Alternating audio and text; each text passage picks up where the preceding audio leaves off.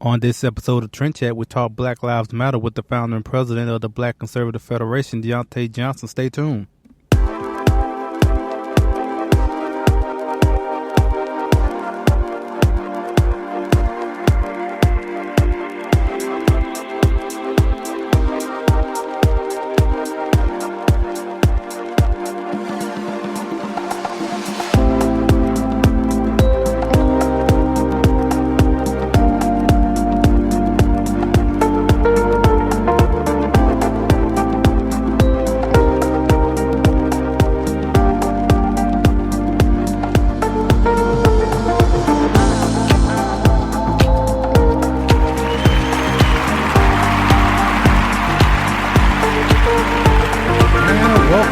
Welcome to another episode of TrendChat. I'm your host, Brian Bledsoe, and you want to connect with us on social media, just go to TrendChat 24/7 on Facebook, Instagram, or Twitter.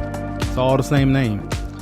And as I mentioned before, we'll talk with the founder and president of the Black Conservative Federation, Diante Johnson, later on in the show. And, sometimes when I'm playing this music, I mean, if you've been listening to the show, you know the music in a way, but there's more to this actual song. And I don't know, maybe I haven't got sick of the song yet, but I listen to it when I'm not even doing the show. So, and actually, I'm gonna just bring it back up just to play parts that you probably have never heard of the song. Just let you hear some of that. Maybe I let it play the background a little bit. There's parts of the song you never even heard of, but hey, it's not like some chart-topping song that everyone knows. It's just a song I picked off the library that I'm able to use. But I dig it, so sometimes I just actually don't even want to play the little, have the applause come in and me come in and say, hey, it's another episode of TrendChat. Sometimes I just want the song to play for the next 2 minutes. But I know y'all don't want to hear the whole song every time. But anyway, all right, let me just turn it back now. Anyway, forgive me if I sound a little giddy. Also, because I'm just thinking about, right now we're broadcasting out of Allentown, Pennsylvania.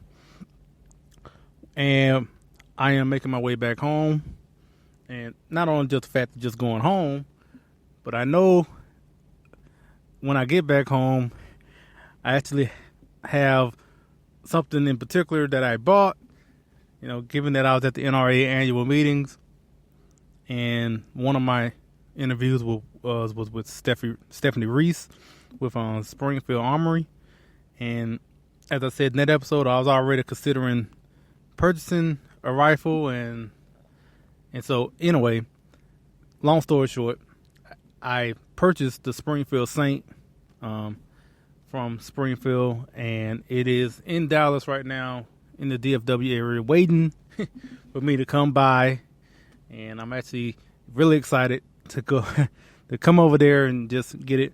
I actually will probably do a show on me picking up the rifle and just kind of talk about the process and whatnot.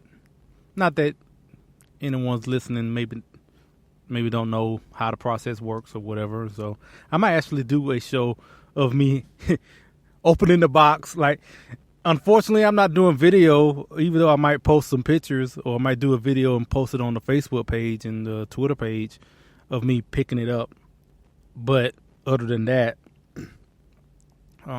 it'll be audio, so you would maybe just hear me open the box or something. But I don't know. I'm just saying that I'm just kind of excited about being able to get it and go to the range and whatnot. So, and talking about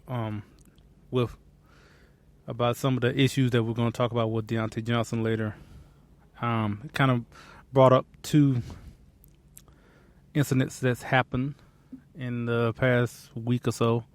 And just one just recently at Bethune-Cookman, where Betsy DeVos, Secretary of Education, was supposed to be doing the commencement speech, and don't know if you heard the audio or read the articles or whatnot, but she was loudly booed by the graduating class, and I'm guessing probably the rest of the parents and everyone else that was attending from the sounds of it. But like that happened in the past couple of days, and then also hearing news about Harvard doing a black only graduation ceremony. And first on the Harvard thing, I guess segregation, is fine as long as you choose to be segregated. I just want to, all these years of fighting against, against this, and then, now you go back to like, no, we want to be back. We want to be, apart from everyone else. After all this time of trying to fight to be included, now you want to be excluded. So, man, that's basically all I have on that. And now, it's funny in the whole Bethune-Cookman issue, something that sparked in my mind when I first saw that, and to me, this is an example of that I can see people in Republican circles could see that clip and could think to themselves, okay, if the black community is this hostile towards the Secretary of Education just giving a speech, I can, not saying it's right or wrong, but I can understand, put it that way, people in Republicans or even conservatives in general could see something like this, or in other examples as well, and wonder, as far as trying to do outreach into the black community, but yet being met with such hostility like what happened in Bethune-Cookman. And I can see someone just watching that happen and just say, well, what's the point in engaging? Unfortunately, I can easily see someone watching that and just say, well, what's the point of really going into that community when they're basically just gonna not only boo you, but also you had the other incidents, but this wasn't all black in this sense, but just where they were blocking Betsy DeVos from going into the school. I remember that was early on, probably about a couple of months ago, like when she first was confirmed.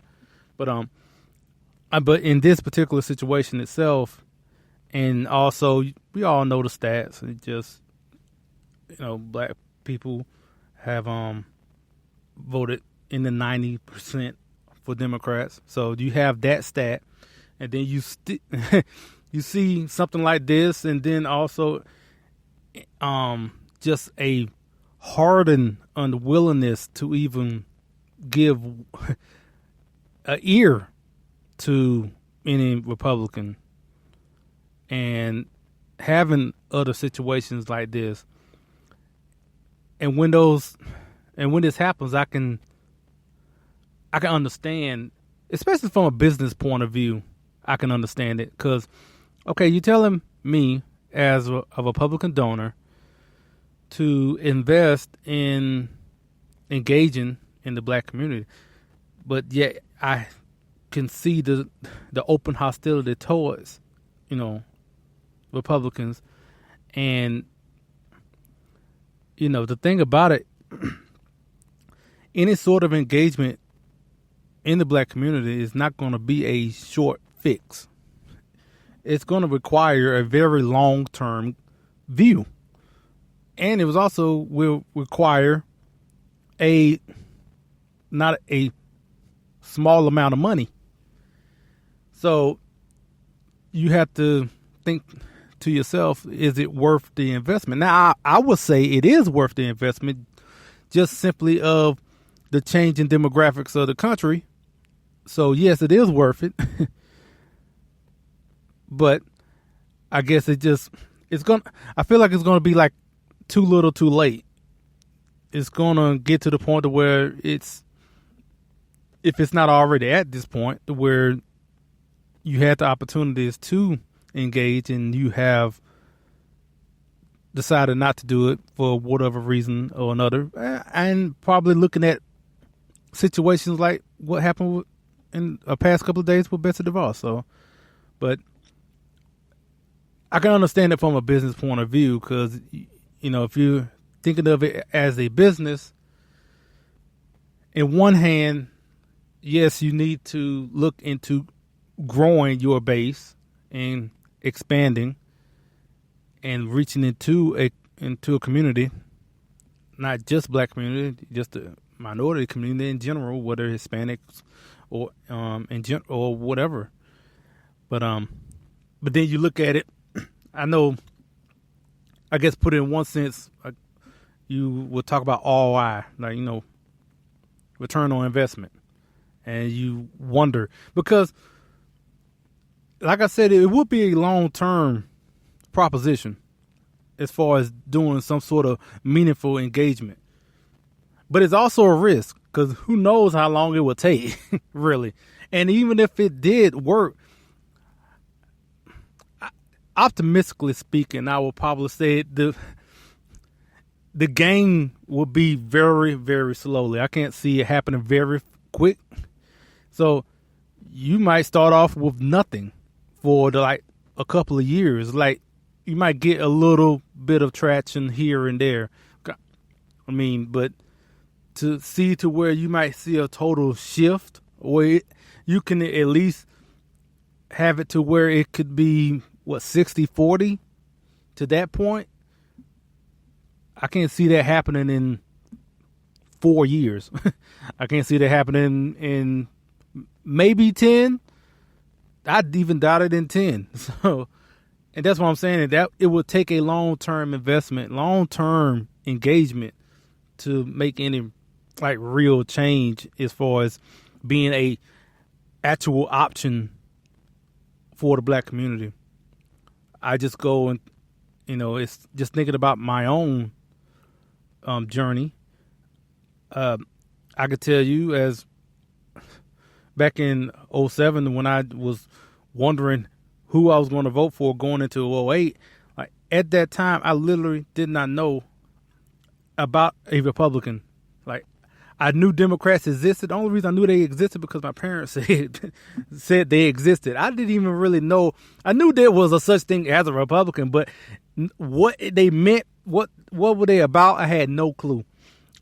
In my mind, basically there was only one party running, because and I didn't know anything about Democrats either. But I didn't know who they were. I didn't know the name. I just knew Republican is a name. I literally probably couldn't tell you that they were a party at that time. And so I started from scratch, blank slate. Going across the board, looking at, I didn't know what the term conservative, liberal, progressive, I didn't know none of those terms. So I started from the beginning and just saw who aligned with my beliefs, the principles that I believe in, and that's basically where I came to where I'm at now.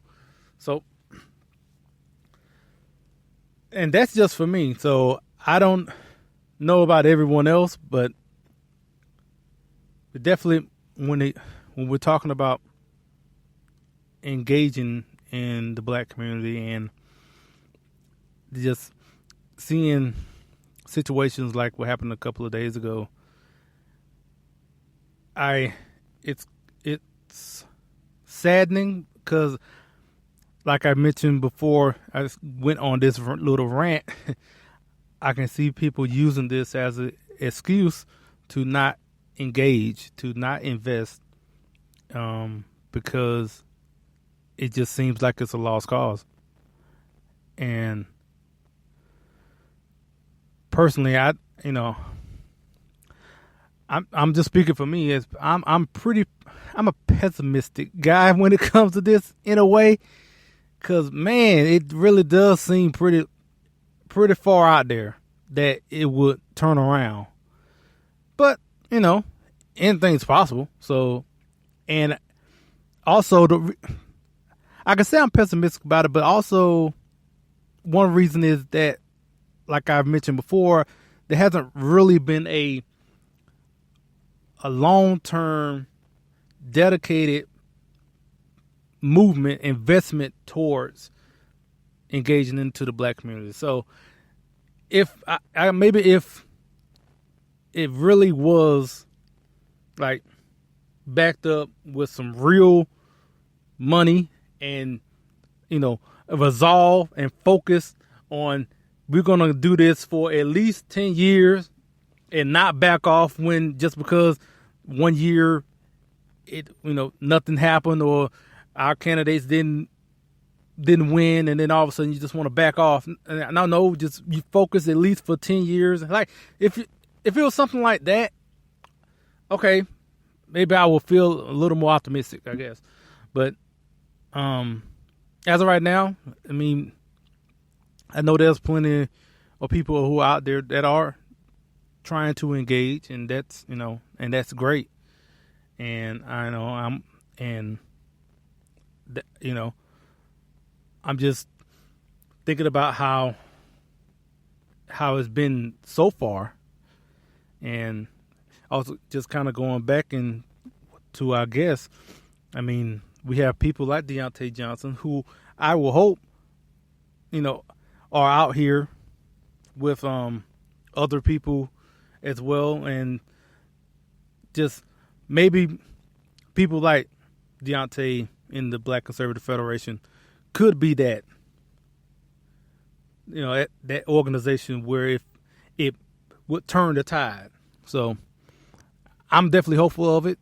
I mean, and hopefully whatever engagement is going on now, and then whatever investment is being put in, hopefully it will continue. And because for one, it's not the stats of our nation is showing that you for one, you should have already been doing it. But unfortunately, a lot of these organizations or just or the parties in general tend to look too short term. They just think of it like in 2 to 4 year cycles. And they're, if we're not getting no return on investment, when we're just going to abandon it. So, but like I said, hopefully with continuing engagement and like I said, people like Diante out here, hopefully things will change, and it will be best for the country. It just be best just for the simple fact of just at least having, I guess, an option. Because there's right now, you have 90% voting one way. Like, I'm not looking at it to be totally flipped the other way. If it would, okay, but at least could it be, like I said, 60-40? At least could it be considered? That's what I would just like. Could you at least give it a chance? But so anyway, let me get into my interview with Diante, and yep. So we talked about Black Lives Matter, and we talked a bit about his organization. So here's my interview with Diante. Ryan Bledsoe, and we have the founder and president of the Black Conservative Federation, Diante Johnson. How are you doing? I'm doing good. How are you? Doing well. So first question I kind of want to bring up to you is I know I saw maybe a couple of weeks ago that you basically put out a challenge to Black Lives Matter, and I just want to ask, so how's that going? Have you heard anything from them, and where are you going to go from here? I have not. I've heard things from several different people, 7 different people that claim to be a part of Black Lives Matter. From my research and from my team's research, apparently Black Lives Matter is not an organized organization. They don't really have any structure within their organization. To me, if you want to ask, if you ask me, they're just a group of people that likes to complain and riot. So, then I'm not going to even classify them as an organization anymore. But then I just classify them as an ignorant group of people. And so I decided that my team would not continue to pursue challenging Black Lives Matter for one reason. For the main reason is that they don't want to sit down and talk. Second reason is that they can't have an intelligent conversation. And the third reason is that I don't even think they know who they are. Yeah, it's funny because like if you go to their websites or something like that, it have all this language kind of making it seem like they're wanting a conversation, but when it comes down to actually challenging them and saying, hey, let's have this conversation that you keep talking about, all of a sudden they're nowhere to be found. So, exactly. And, it's also unless there's a camera, unless they're able to get on, in their, I guess, their friendly environments, whether it's being on the mainstream media, on, MSNBC, or they're willing to jump in there then, and even then they're not going to debate. They're going to just basically yell and shout at you and just give you all these ad hominem, arguments at you. So, but now I saw that you also had a debate with the Democrat. I think it was yesterday or a couple of days ago. Yeah, yesterday.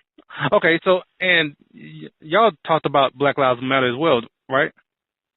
Yes.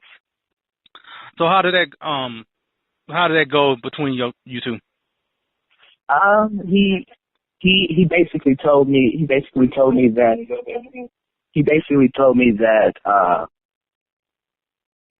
Black Lives Matter is an organization that is pretty much a racist organization. Now that's surprising to hear to come from a Democrat, but I mean, what? Yeah, I mean, when he said that, did you ask as far as going further into that? Because most Democrats wouldn't make that that claim. Well, he didn't come out and say, "Oh yeah, it's pretty much a racist organization." What happened was, I was asking him some questions, and I said, "So if how come Black Lives Matter doesn't really do anything towards black on black crime that happens every weekend or every day in Chicago?" And he said, "Because our main focus is police brutality." And I said, okay, so your main focus is police brutality, and so you guys don't really care about black people killing black people. No response. But then I asked him the question. I said, so if a white person gets killed by a police officer, do you guys then begin to riot and protest and do the same thing you guys do for black people? His answer was no, because we're only worried about what's happening in our community. And so I said, so you're saying that white people should start their own organization or something in the same instance as Black Lives Matter? He said, yes, something like that. And I'm like, okay. So, and I said, so basically you're telling me that Black Lives Matter is this racist organization that only cares about black people. He said, no, not really. And then I asked him, kept asking the same questions over and over again. He said, well, I guess kinda. Which this guy was not prepared. He was not prepared for those questions. Black Lives Matter didn't get him briefed for this discussion, and so he basically just threw it out of the park. Well, if they catch wind of that, they definitely will, be quick to educate him, quote unquote. Yes. But it's funny. You, as far as I guess in going to the other opposite end of the spectrum, because I remember that you actually got a chance to speak with Richard Spencer as well. And so so tell my listeners how that went. If yeah, that was a CPAC, right? Yeah. Well, the Richard Spencer, it was actually it was a pretty organized, pretty calm and settled debate. We both shared a bunch of ideas. We had a great dialogue. But, one thing about it is that Richard Spencer is someone who just isn't going to change their mind about it. And so he's a sad representation of a human being, I should say, but an American, because all Americans aren't like that, and he doesn't really represent American values. Yeah, I mean, I guess for people that don't know, if you don't know who Richard Spencer is, he is the founder of altright.com, and he definitely, I would say, basically pretty much a white nationalist in a way. Pretty much. Yeah. So, have you I guess encountered the what they call the Antifa crowd? Antifa. Yeah. I have not. I've heard few dealings about it, and I have actually had my team researching a little bit more about it. But it is interesting on the fact that what their purpose is, and I can't wait to figure out what that is and to share. But once I do find out, I will be happy to release my opinion about them. All right. So, Black Conservative Federation, what all y'all got coming up, and what y'all working on right now? Black Conservative Federation, we are currently moving our central location to the Washington, D.C. area. We also are starting to do more. We're going to focus on financial literacy. We just finished with Money Smart Week. We're going to start doing some financial literacy things, some more teaching people how to become financially stable, teaching people how to get involved in their community, and also promoting education, very big, and doing some things aside. And so, but we also, in lieu of those things, we also are working in the cities currently. Brooklyn and the New York area, we're doing a lot of things in the Brooklyn area. And so that's that area, and I got an outreach team that's doing a lot there. And so we're just really just plugging away on our outreach. Okay.